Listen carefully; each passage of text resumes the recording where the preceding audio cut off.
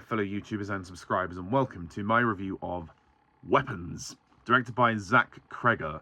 When all but one child from the same class mysteriously vanish on the same night at exactly the same time, a community is left questioning who or what is behind the disappearance. The trailers for this movie had me hooked from the get-go. I thought, oh, there's some kind of mystery going on here. This is a mystery horror movie, and it really is quite interesting. I think this is a fantastic movie. This is a really, really great movie. I would highly recommend you go and see it. This movie had me hooked from the beginning, and I think that the way that the story was told was super interesting. We get several different characters with different viewpoints in this movie, so there isn't really one protagonist for this film. It's a group of people, and the story is told from multiple perspectives, which I thought was incredibly clever. So we've got Garner, who was actually recently in the new Fantastic Four film as the Silver Surfer, funnily enough. She plays Justine, who is the teacher of the class, who is accused of, obviously, child napping or worse, and she's trying to adjust to her life after the event, and especially as she can't really go to work, and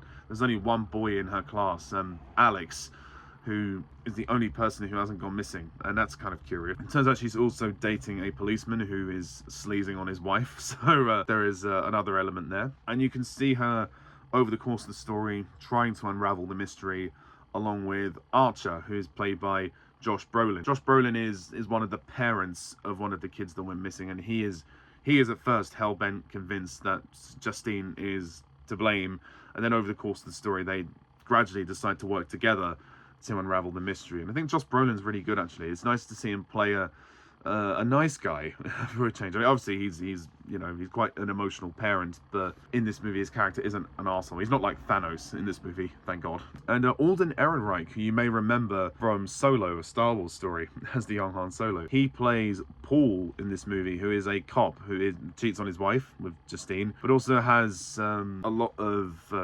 dealings with, he also has a lot of interactions with a drug dealer named James, who is homeless and living in a tent, and together they discover the location of a house. And James is, as I said, is a drug dealer. He's down on his luck. He's homeless. He's trying to get money, and he's interested in the reward money, find the kids. Benedict Wong is in this movie. There's quite a few actors who are from Marvel, which is kind of ironic. Benedict Wong actually plays the head teacher, Marcus, who, well, I'm not going to say what happens to him straight away, but there's something quite dramatic that happens to him. But he's very well played in this film. It's nice to see him play something more of a serious role.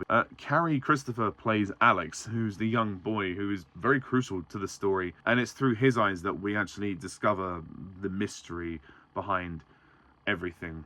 And Alex's interactions with the character of Gladys really help solidify this story. Gladys is very well played by Madigan. I won't say too much about her character because it will spoil the film, but when we discover who she really is, it really puts the pieces together of the story. And I thought the non-linear approach to telling the story from multiple viewpoints was really clever, because everybody has a place in this story, and you do see the same events repeated in other people's viewpoints, but from a different perspective. It does make things a bit clearer in terms of context as to where people are at what time and what's happened. So the storytelling is incredible, and I really admire Cregger's approach here, because it could have failed, it could have been confusing, but no, it's very clear, it's very coherent, and it allowed me to be on a tenterhook with the mystery, and I think the mystery is incredible here. The lighting and cinematography is really good, and the film is so suspenseful throughout the whole movie.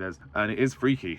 It's definitely freaky. I would definitely say there's some moments of scariness here, and also there's gore as well. So if you're not into gore, then don't watch this film, but I would highly recommend watching it just from a storytelling point of view and the suspense element. The weakest aspect is probably the end of the movie. The ending is, it's well done, but it's a little abrupt, I think, certainly with how the character of Gladys leaves the film. I don't want to say anything for spoilers, but all I'll say is it may have been a little bit silly at the end. And the acting from everybody is really good. There isn't one person who sticks out as being a bad actor. Even the little boy that plays Alex, who has quite a central role towards the end of the movie, and his viewpoint is probably the most interesting, really, because obviously it's where we discover what happens, but he's very interesting as a character because he's quite withdrawn, he's very antisocial, and then when we find out why from his story, it really is quite impressive how this story puts the pieces together for you, and as you follow it, it's like a lovely jigsaw puzzle that melds together very well.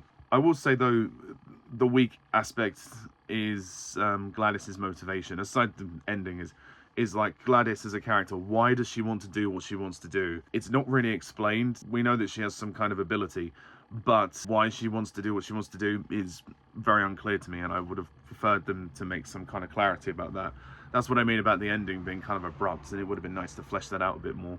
But aside that, this is a really good film, and I think that it's, whilst maybe not perfect, is a very engaging mystery and a very intriguing concept. So I think if you've not seen this, go and watch it. It's 2 hours 8 minutes long, but it didn't feel too long to me, especially with the multiple viewpoints. That is what keeps the pace moving. While it does build up in a slow fashion, I didn't find it too slow. I thought that it was needed, and I thought that each viewpoint had a purpose in the story. There was no one character that felt out of place. So, you know, from a script point of view, it's very good. So I'm going to finish up by giving Weapons a very strong 9 out of 10.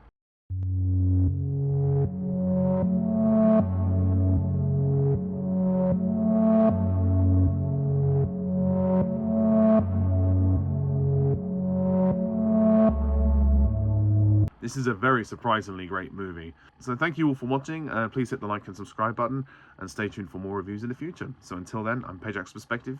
See ya. Bye for now.